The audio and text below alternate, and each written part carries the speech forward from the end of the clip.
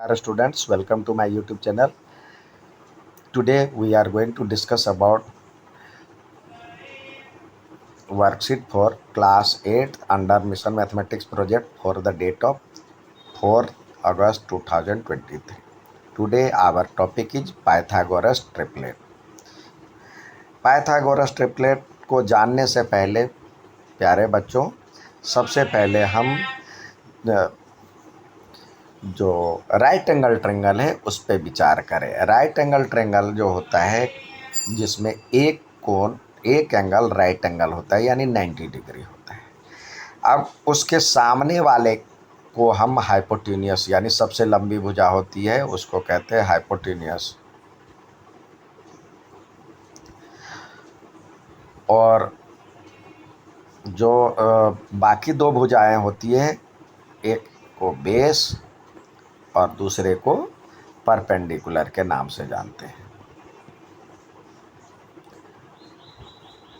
अब बेस और perpendicular interchange होता है, क्योंकि अब देखिए इस एंगल की बात करता है तो एंगल हमेशा जो होता है वो बेस और परपेंडिकुलर के बीच में बनता है, बेस और हाइपोटेन्यूस के बीच बनता है। आपने घर में सीढ़ी लगाना है तो एक तो ज़मीन होना चाहिए और एक दीवार होना चाहिए। ये दीवार है और ये ज़मीन है, तो ज़मीन से दीवार पे लटकाएंगे तो ये हो जाएगा सीढ़ी। तो ये जो सीढ़ी जो छू रहा है तो किसको छू रहा है? ज़मीन को छू रहा है, तो ज़मीन से कोण बनाते हुए छू रहा है, तो ये कोण हो। अब इस एंगल के लिए चाहिए यहाँ से आपको दीवार से यदि ऊपर से छत से नीचे जीने निकालने हैं तो छत के लिए छत हो जाएगा आपका बेस या दीवार हो जाएगी बेस, और इस एंगल के लिए ये बेस हो जाएगा और ये परपेंडिकुलर हो जाएगा। ये आपस में इंटरचेंज हो जाएगा। ये एज इट इज है। अब आइए वर्कशीट की तरफ देखें। यहाँ पे एक राइट एंगल ट्रायंगल लिया है जो सी पे राइट एंगल है दोनों ट्रायंगल में। The sides opposite to the right angle is longest side. अब इसके सामने वाला जो है वो लॉन्गेस्ट साइड है। So A B is the longest side of both triangle. Now calculate the following in both triangles. अब दोनों ट्रायंगल में क्या कह रहा है कैलकुलेट करने के लिए? ए बी स्क्वायर यानी ए बी का साइड देखें। ए बी इसमें क्या है? 5 का स्क्वायर क्या हो जाएगा? 5 का स्क्वायर यानी 25, और स्क्वायर यूनिट जो हम यूनिट की अभी बाद में चर्चा करेंगे, ये यूनिट छोड़ देते हैं। 24 हो गया।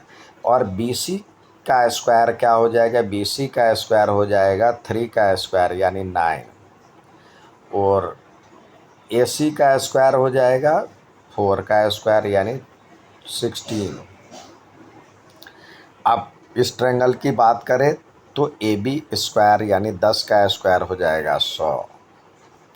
बी सी स्क्वायर क्या हो जाएगा? इसका स्क्वायर हो जाएगा 64, और ए सी स्क्वायर जो हो जाएगा, ए सी स्क्वायर हो जाएगा 6 का स्क्वायर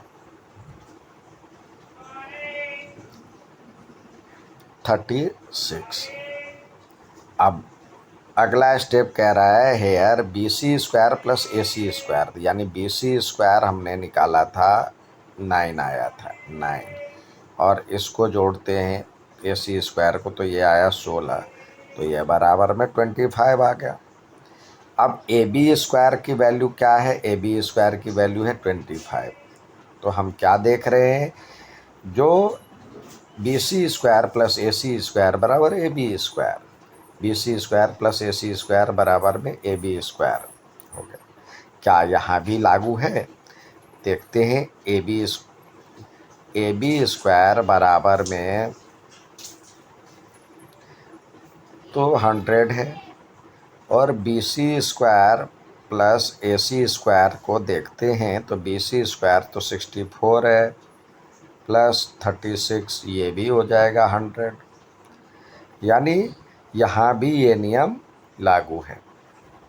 ये हर जगह राइट एंगल ट्रायंगल में लागू होगा, तो ये जनरल रूल बना। अब क्या कहते हैं, from above two cases we conclude that there exists a set of three numbers which satisfied the relation that square of the largest number is equal to the sum of the square of other two numbers। इसे ही Pythagoras theorem भी कहते हैं। Square of the largest number is equal to the sum of the square of other two numbers, यानी सबसे लंबी भुजा का वर्ग जो होगा अन्य दो भुजाओं के जोड़ के बराबर होगा। तो इस तरह से 3 नंबर प्राप्त होगा। तो set of such number is called a Pythagoras triplet. So here 3, 4, 5 are Pythagoras triplet, 6, 8, 10 are Pythagoras triplet. अब इसको निकालेंगे कैसे? इसको निकालने का तरीका है to find a Pythagoras triplet for any even number. कोई भी इवन नंबर लें। अब जैसे यहाँ पे 6 लिया है, तो सबसे पहले आपको उसको 2 से डिवाइड करना होगा। तो क्या आया? 3। अब 3 का स्क्वायर लेना होगा, तो ये आया 9। 9 हमारा मेन जो है रिजल्टिंग नंबर हो गया। अब अदर नंबर क्या हो जाएगा? अदर नंबर्स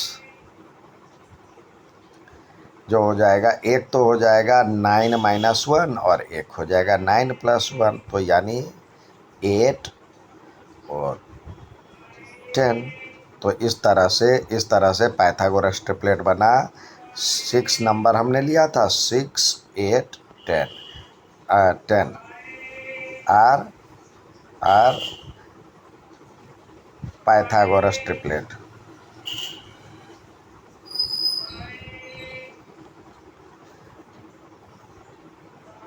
अब फिर एक बार देखें, जो भी नंबर ले, जैसे we look the even number as 6, divide by them, divide the number by 2।